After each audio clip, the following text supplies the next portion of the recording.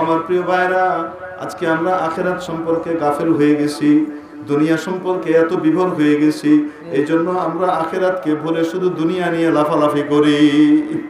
অথচ আগেকার দিনে যারা রাজা বাদশাহ হইতো, আরে চেয়ারম্যান, মেম্বার, এমপি, মন্ত্রী তো পরের কথা, যারা রাজা বাদশাহ হইতো তারাও তাদের আখিরাত ঠিক রাখতো।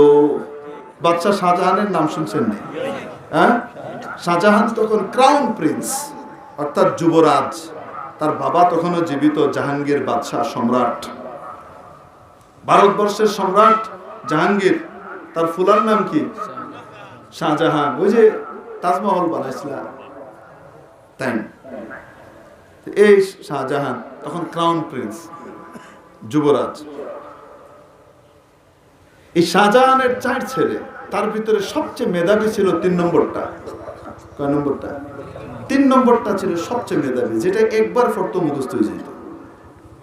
এইরকম দেখতে শুনতে খুব সুন্দর এবং মেধাবী। তো বাদশাহ হয় নাই তখনও শাহজাহান।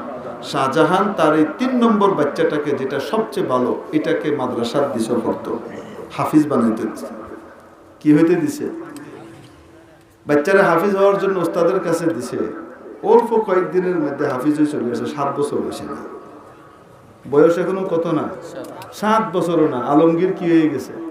হাফিজ। 3 নম্বরটার নাম হলো আলমগীর, যেটা পরবর্তীতে সম্রাট হয়েছে। হাফিজ যেদিন কোরআনের শেষ সবক শোনাইছে, এসে বাপকে বলতেছে, আব্বা আজকে আমি শেষ সবক শোনাই আসছি। তো শাহজাহান এভাবে বুকে জড়ায় ধরছে, আদর করছে। তারপরে বলছে, যাও তোমার দাদাজানকে বলে আসো, দাদাজানকে খবর দিয়ে আসো। দাদাজানকে?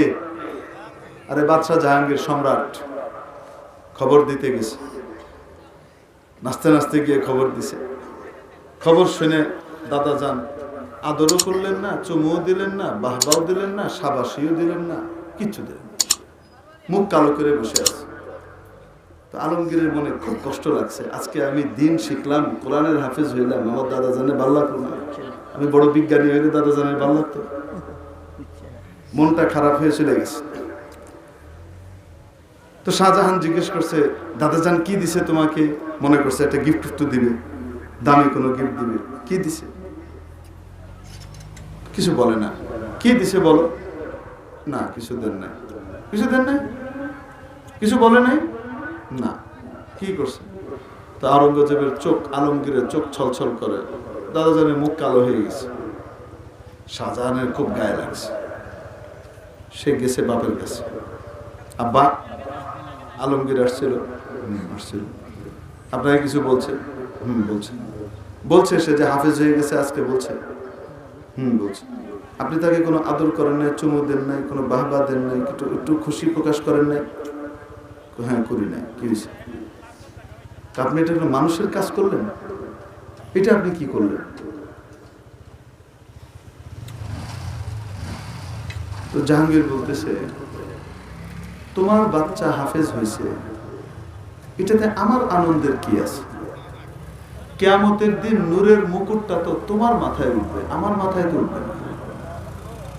আমি তো এমন একটা অপদার্থ জন্ম দিছি যে আমার মাথায় কিয়ামতের দিন নূরের মুকুট পরানোর যোগ্যতাটা অর্জন করতে পারল না। জাহাঙ্গীর এর কথা শুনে শাহজাহান মাথা নিচু করে চলে আসছে। অল্প কিছুদিন পরেই বাদশাহ জাহাঙ্গীর অসুস্থ হয়ে গেছেন। ডাক্তাররা বলে দিলেন এবার আর বাঁচবে না, অবস্থা খারাপ। সবাই আসে, দেখে যায়, শাহজাহান আসে না। ওই যে ধমক দিছে না, আসে না। তো শাহজাহানের উপরে জাহাঙ্গীর খুব অসন্তুষ্ট। যেদিন বাদশার ইন্তেকাল হয়ে গেল, তার 2-3 দিন আগে শাহজাহান আসছে, এসে দেখা করতেছে।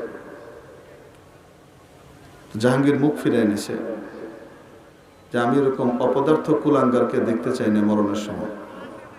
তোমার রাজত্ব দরকার, তো তুমি তোমার রাজত্ব বিজয় নিও আমার মরার পরে। বাপ তো তোমার দরকার নেই, বাপ অসুস্থ, সবাই আসলো, তুই আসলি না। অন্যদিকে মুখ ফিরিয়ে খুব রাগারাগি করছে, তাকায় না। শাহজাহান যখন দেখলেন বাবা রাগ টাগ করে একদম শেষ করছেন, তখন শাহজাহান বললেন, আব্বা অবশ্যই আপনার কথা ঠিক, কিন্তু আমি কেন আসি নাই সেই কারণটা আপনাকে একটু বলি। আব্বা জান, আপনি সেদিন যখন আমাকে ওই কথা বলেছিলেন আমার মনে বড় আঘাত লেগেছিল, কথাটা ঠিক। তাই আমি সেদিন গিয়ে কোরআনের হেফজ করা শুরু করেছিলাম। আব্বা জান, অল্প হেফজ করার পরেই দেখি আপনি অসুস্থ হয়ে গেলেন। ডাক্তাররা যা বলতেছিল সেটা কোনো আশাব্যঞ্জক নয়। তাই আমার ভয় লাগতেছিল হয়তো আমি আপনাকে দুনিয়াতেই সুসংবাদটা দিতে পারবো না। এজন্য নাওয়া খাওয়া ঘুম টুম সব বাদ দিয়ে আমি দিনরাত কোরআন হেফজ করতেছিলাম। আব্বা জান, এজন্য আপনার কাছে আসতে পারি নাই, মাফ চাই।